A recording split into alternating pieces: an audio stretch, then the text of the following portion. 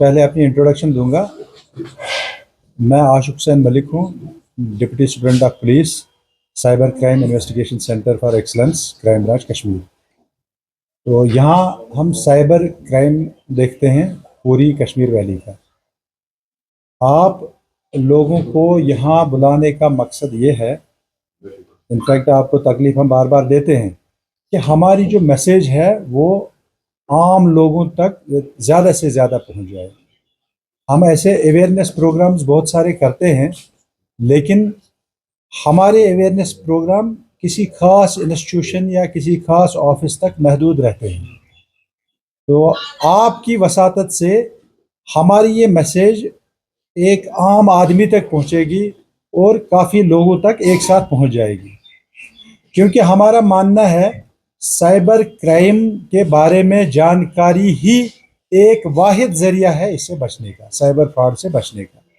इसलिए अगर लोग खुद जागरूक हों, लोगों को खुद अवेयरनेस हो, तो फिर वो बच जाएंगे। अगर उनको अवेयरनेस ना हो, जिन लोगों को अवेयरनेस नहीं है वही फ्रॉडस्टर्स के चुंगल में फंस जाते हैं।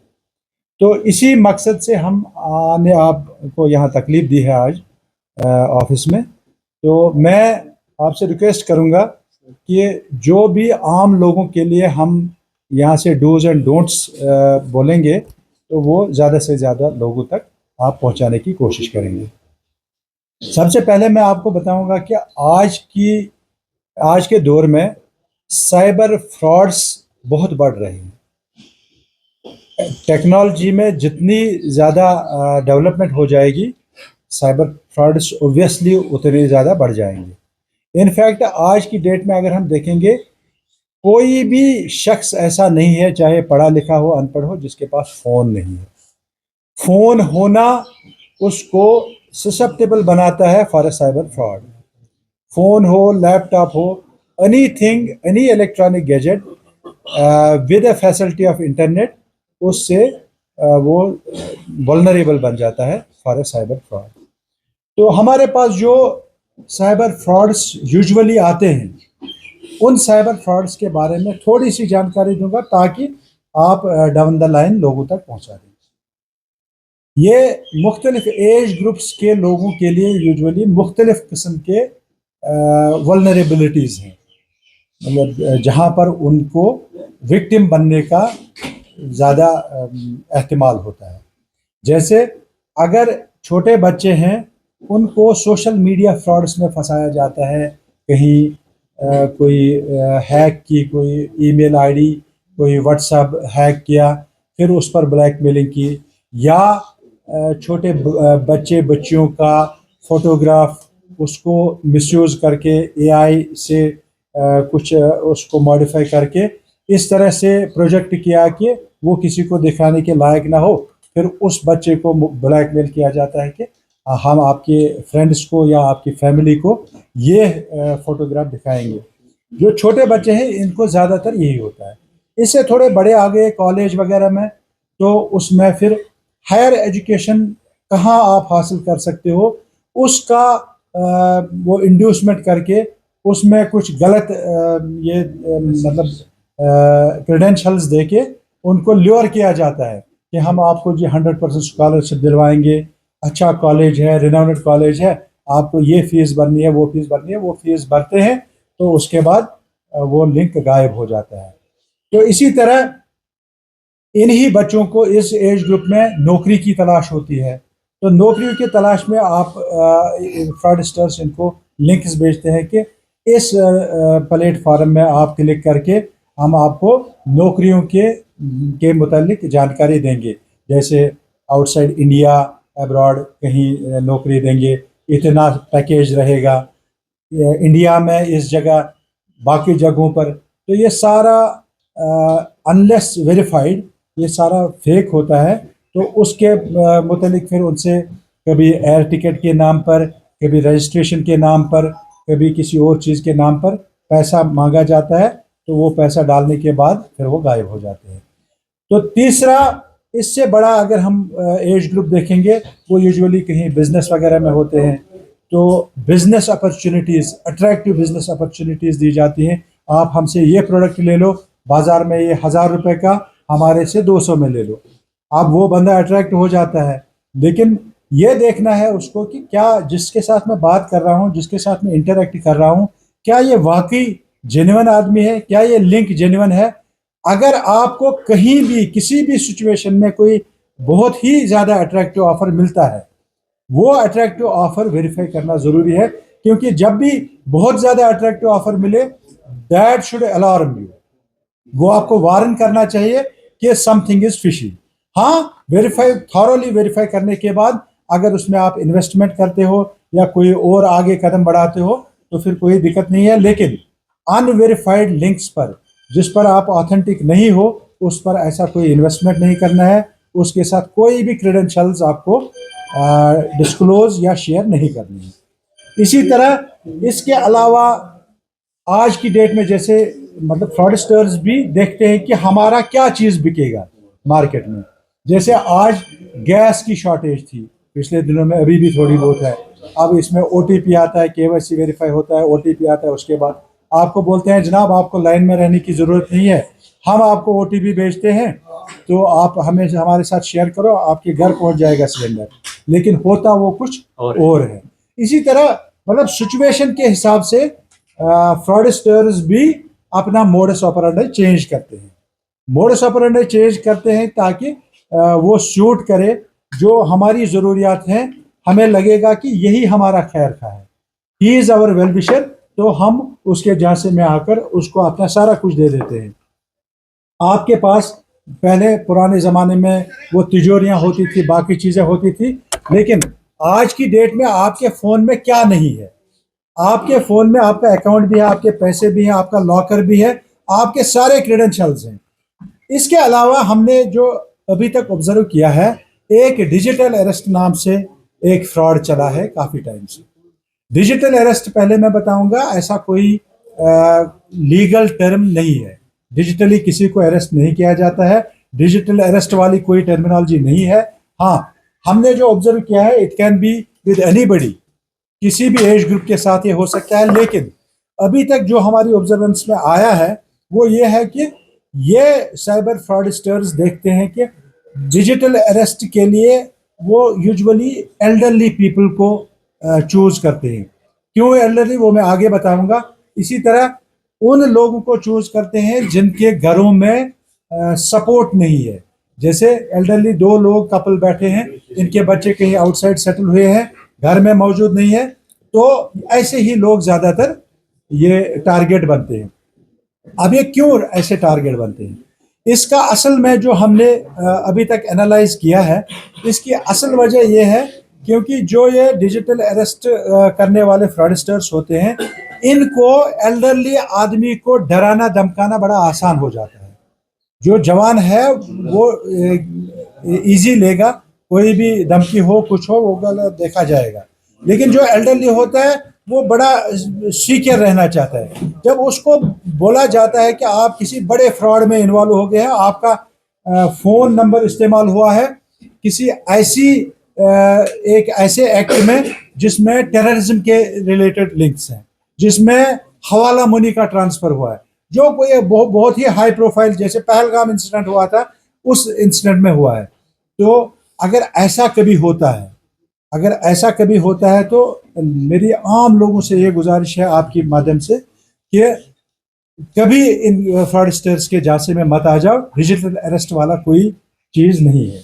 इसी तरह हमने जो इनफैक्ट कुछ कंप्लेंट्स रिसीव भी की हैं unofficially, which we have actually not registered, क्योंकि जो इसमें विक्टिम्स हैं उन्होंने रजिस्टर करने के लिए नहीं माना है, लेकिन हमारे नोटिस में ये लाया है। अक्सर डॉक्टर्स के बारे में या किसी सीनियर ब्यूरोक्रेट या ऑफिसर के बारे में कुछ जर्नलिस्ट, चाहे वो रजिस्टर्ड हों या अनरजिस्टर्ड हों, वो लिखते हैं ये डॉक्टर साहब जी कैसा है, कमेंट में बता दीजिए। फिर खुद भी लिखते हैं कि ये अच्छा है, कुछ लिखते हैं बुरा है, कुछ लिखते हैं सिर्फ पैसे कमाता है, कुछ लिखते हैं वो डिसेंट है, कुछ लिखते हैं इनडिसेंट है। लेकिन इसमें उस डॉक्टर साहब की कंसेंट नहीं होती है। और जब तक किसी डॉक्टर या किसी भी ब्यूरोक्रेट या किसी भी सेलिब्रिटी का कोई कंसेंट नहीं होगा, तो आपको ये इख्तियार नहीं बनता है कि आप उसका पब्लिक डोमेन में लाएंगे, क्योंकि आप चाहे आपका मतलब इंटेंशन अच्छा हो, it can be a bona fide intention, लेकिन उसकी कंसेंट के बगैर आप ऐसा नहीं कर सकते हैं। ये this is prohibited under law, आप ऐसा नहीं कर सकते हैं, ये नहीं करना है। तो जो भी ये करता है, आपकी माध्यम से मैं उसको भी ये कन्वे करना चाहता हूं कि आगे से ऐसा ना हो। अगर हुआ तो उसको लीगल एक्शन का सामना करना पड़ सकता है। तो इसके अलावा मैं आपको थोड़ा सा ये बताऊंगा कि हमारे कहीं भी इन्वेस्टमेंट के जो रिलेटेड कंप्लेंट्स आते हैं, जैसे कुछ ये है कि नौकरी के लिए आप इतना दे दो जी नौकरी दिला देंगे। कुछ लॉटरीज के बारे में कहीं कहीं आपने ये कुछ खरीदा था, तो उसके बाद वही ट्रैक करते करते फ्रॉडस्टर आता है कि आपने जो हमारे से ये चीज़ खरीदी थी, हालांकि वो एक्चुअल वो ट्रेडर नहीं होता था, वो हॉक्स कॉल होती है। तो फिर आपको बोला जाता है कि उसके अगेंस्ट आपको एक लॉटरी निकली है, उसमें आप टैक्स का इतना पैसा बता है, 20 लाख की लॉटरी निकली है, 2 लाख का टैक्स है, वो 2 लाख आप इस अकाउंट में डाल दो तो 20 लाख आपके अकाउंट में आ जाएगा। ऐसा कुछ नहीं होता है, इन चीज़ों को वेरीफाई करने की ज़रूरत होती है। इसी तरह कुछ लोग आपको बोलते हैं हम शेयर मार्केट में एक्सपर्ट्स हैं, हम आपको गाइड करेंगे कि आप कौन सा शेयर आज बेचोगे, कौन सा शेयर खरीदोगे, तो आप हमें ये पैसे दे दो। तो ऐसा कुछ करने की जरूरत नहीं है। ऐसा करोगे तो you are most likely to fall in a trap of led down by the fraudsters.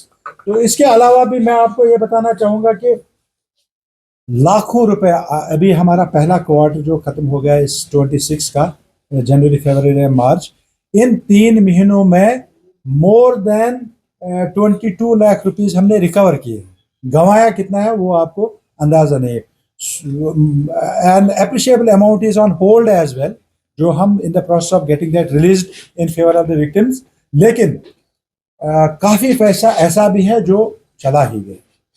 हमारी कोशिश है उसकी रिकवरी के लिए, लेकिन एहतियात बरतने की बहुत ज़रूरत है ताकि फ्रॉडस्टर कामयाब ना हो। तो अब सब आप कुछ नहीं बोलूँगा, इसको मैं थोड़ा सा और भी ऐड करूँगा। पहला ये कहा कि आरबीआई की गाइडलाइंस के हिसाब से कि 10,000 तक, 10,000 से ज़्यादा की ट्रांजेक्शन को ऑन होल्ड रखेंगे। ये अभी इसमें फाइनल डिसीजन नहीं हुआ है, पहली बात ये है। और दूसरा ये है कि इट्स नॉट दैट इजी, ये आसान नहीं, क्योंकि जब आप कोई बिजनेस करते हैं या कोई काम करते हैं तो एट टाइम्स जिसको आपने पैसे देने हैं उसका ट्रस्ट डेफिसिट हो सकता है। अगर उसको वक्त पर पैसा नहीं पहुंचेगा तो हो सकता है वो आपके साथ डील ही नहीं करेगा। इसमें प्रैक्टिकल डिफिकल्टीज हैं ये इम्प्लीमेंट करने में, इट्स नॉट इजी। लेकिन अब जितना साइबर फ्रॉड बढ़ता जा रहा है उस हिसाब से आरबीआई और इसके लिए एक खास एजेंसी है I4C, Indian cyber crime coordination centre, उसका नाम I4C शॉर्ट में उसको बोलते हैं। तो I4C इसको मॉनिटर कर रहा है। अब देखो मैं आपको बताऊंगा, जैसे मेरे अकाउंट से 4,000 रुपया किसी फ्रॉडस्टर के अकाउंट में चला गया, because of efforts of our agencies वो होल्ड पर हो गया, होल्ड पर हो गया। अब इसको रिलीज करना है in my favour, I am the victim. होता क्या था, ये जो विक्टिम है इसको बोला जाता था कि आप जी कोर्ट से एक ऑर्डर ले आओ रिलीज के लिए। अब जब वो वकील के साथ बात करता था वो उससे 5,000 की फीस मांगता था। सपोज वो बोलेगा 5,000 दे दो जी मुझे, मैं आपके पैसे रिलीज करवा दूंगा, कोर्ट से ऑर्डर ले लूंगा। अब उसका फ्रॉड 4,000 का है, तो उसको क्या फायदा है। ये चीजें इसने, क्या नाम है इसका, I4C ने भी इनका नोट्स लिया। तो I4C has come up with A proposal. उसमें मतलब ये जितना इसमें ये और बढ़ता जाएगा उतने इसमें और मॉडिफिकेशंस होती जाएंगी। तो I4C ने कहा कि 50,000 रुपए तक, 50,000 रुपए तक का फ्रॉड जो है उसमें अगर cyber police station concern satisfied है कि इसमें इसकी गलती नहीं है या ये जेन्युइनली इसी का पैसा है विच हैज बीन डिफ्रॉडेड, तो इसको वो उस कंसर्न बैंक को लिख सकता है कि ये इसके हाथ में रिलीज कर दो, उसको कोर्ट में जाने की जरूरत नहीं है। लेकिन इसमें इसमें एक इशू आता है। अभी ये चीज फरवरी में हो गई। इसमें एक एसओपी बन गया, standard operating procedure. Standard operating procedure के हिसाब से विक्टिम को जाना है अपने ब्रांच में, जहां उसका अकाउंट है, उस ब्रांच हेड को बोलना है, उसको he has to raise a grievance, एक ग्रीवेंस शिकायत दर्ज करनी है, भाई साहब मेरे साथ इस तरह फ्रॉड हुआ था, तो ये पैसा मेरा ऑन होल्ड है। वो क्या करता है, बैंक मैनेजर को कंसर्न साइबर पुलिस स्टेशन को लिखना है फॉर ए रिपोर्ट। लेकिन अभी सारे बैंक मैनेजर्स को इसका अवेयरनेस नहीं है, जिस वजह से विक्टिम उसको अभी भी थोड़ी थोड़ी परेशानी आती है। अगर किसी विक्टिम को, मैं आपके माध्यम से उनको ये भी कन्वे करूंगा, किसी विक्टिम को ऐसी कोई परेशानी आ जाती है तो वो हमें कॉल कर सकता है, हमारे से गाइडलाइन हासिल कर सकता है, या हमें उस मैनेजर से बात करवा सकता है। हम उसको बोलेंगे आपका क्या रोल है। तो मैनेजर को क्या करना है, he has to seek a report from the concern police station, cyber police station जिसने फ्रीज या लीन पर रखवाया है। तो वो जब रिपोर्ट देगा, अगर उस रिपोर्ट की आधार पर बैंक मैनेजर कन्विंस हो जाता है कि मैं इसको ये पैसा दे सकता हूं, तो उसको वो देना है।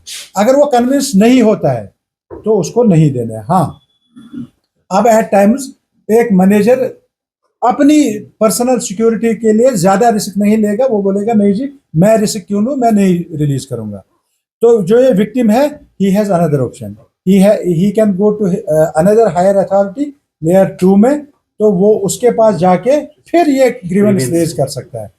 इसके बाद तीसरा भी है, मतलब देयर आर लेवल्स। ऐसा नहीं है कि एक ने रिजेक्ट किया तो बस खत्म, अब कुछ नहीं हो सकता है, हो सकता है, there are ways and means.